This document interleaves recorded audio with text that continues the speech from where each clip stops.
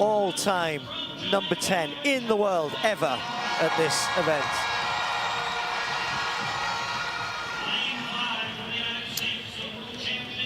Well, Clayton got a great cheer. McLaughlin-Levrone, I'm sure the Jamaican crowd will give her an equally good welcome.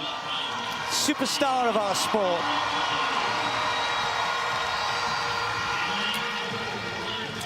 Sian Salmon has shown that she's got incredible ability in this event. 52.97, under 53 seconds, which is real high up world class. That was last year in Zurich. Kathleen Peters, the Dutch athlete who's again just come from the World Indoors, where she helped the Dutch to gold medal in the 4x4 relay. She ran the third leg, handing over to Femke Bol, often the challenger to Sydney McLaughlin-Levrone, and indeed a little while ago Dalilah Muhammad. So Muhammad on the inside in lane 2. We only have 7 athletes in this particular race. Wouldn't it be great to see Muhammad kind of rediscover some form of old in what she's already said is her final year? It would be. So the last person to beat Sydney McLaughlin, and it took a world record to do it. The last 2 times she beat her world records. So you know what it takes to beat her.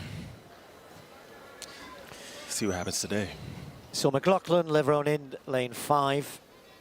Clayton and Knight, the 2 Jamaicans, in 6 and 7. Salmon also in 4. Sydney McLaughlin starts pretty quickly as expected, but Rochelle Clayton's holding her through the first hurdle, just maybe a meter or so, not even that. The 2 of them going down the back straight, almost stride for stride, although McLaughlin-Levrone just forging ahead down the back straight into 200 meters. Clayton going well, others just starting to falter a little bit. Salmon a long, long way back. Dalilah Muhammad trying to work hard in lane 2 to get on terms. Clayton doing a level best to hang on to the American here, but McLaughlin-Levrone doing what she does best. Clayton just faltered off that one. Dalilah Muhammad moving through in lane 2 as well, but they're a long, long, long way behind. McLaughlin-Levrone over the last hurdle. Storms on now, just watch the clock here. See what she's going to give us here in Kingston. 52.76. Muhammad with an excellent run in lane 2 to take 2nd spot. And others perhaps suffering from going out hard with the best in the business. Really, really strong performance. Okay, this is the result we expected. I thought Muhammad ran really well to come through in 2nd place. Not easy necessarily in lane 2. So the Americans getting a 1-2. Almost days of old there. Yeah. Well, this is the fastest time ever run. She was going to get the fastest time ever run on Jamaican soil. Just outside of that, held by Rochelle Clayton, who's in this race.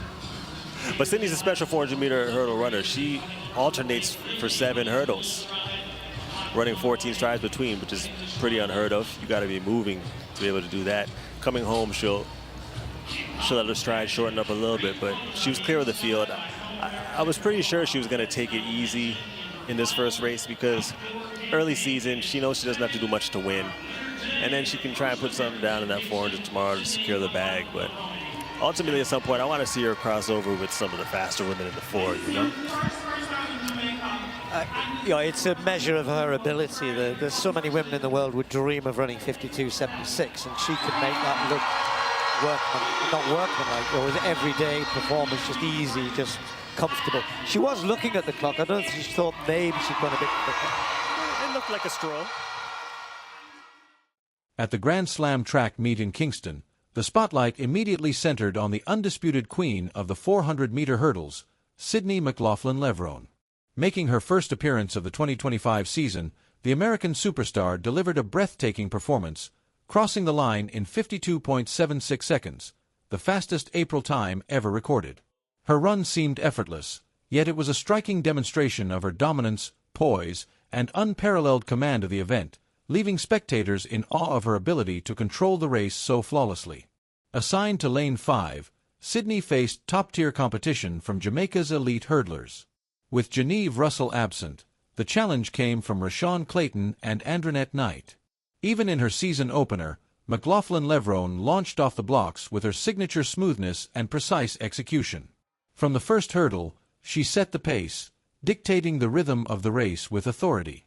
Clayton, ranked among the top 10 hurdlers of all time, challenged Sydney during the early stages, particularly along the backstraight. For a brief moment, it seemed she could keep pace. However, after reaching the 200-meter mark, Sydney accelerated, separating herself using her trademark 14-step pattern between hurdles, a rare, technically demanding stride that only she can execute with such grace and consistency. Running from lane 2, Dalilah Muhammad, the 2019 world champion and former world record holder, started off slightly behind the leaders.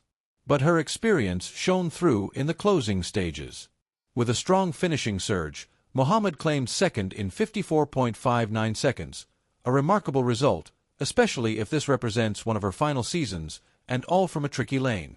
Clayton, despite showing early promise, couldn't maintain her speed through the final hurdles, finishing third in 55.02 seconds.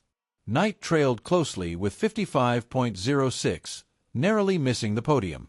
Completing the field were the Netherlands' Kathleen Peters, 55.85, Salmon, 55.89, and Tate, 56.65, rounding out a competitive 7-athlete lineup. Sydney's performance wasn't merely impressive, it was historic. While 52.76 would be considered peak form for most, it seemed like a controlled effort for McLaughlin-Levrone, with observers suggesting she eased slightly in the final meters. Posting such a time this early in April highlights her exceptional preparation, conditioning, and talent. The race also carried extra significance as Sydney's first competitive appearance in Jamaica. The crowd welcomed her enthusiastically, recognizing not only her superstar status but also the energy and professionalism she brings to the sport. Her presence lifted the meet's atmosphere, giving it added excitement and prestige. This event wasn't just another competition. It featured a substantial $100,000 prize purse, making it one of the richest early-season meets. Sydney's victory not only confirmed her superiority but also secured the top prize in dominant fashion, reinforcing her reputation with elegance and authority. For fans craving fresh racing action, this display was invigorating. Unlike recycled footage and overanalyzed past races, Sydney's performance offered a vivid glimpse into the 2025 season. With major competitions like the World Championships and national trials looming, her early season form sent a clear signal. She is poised to dominate once again.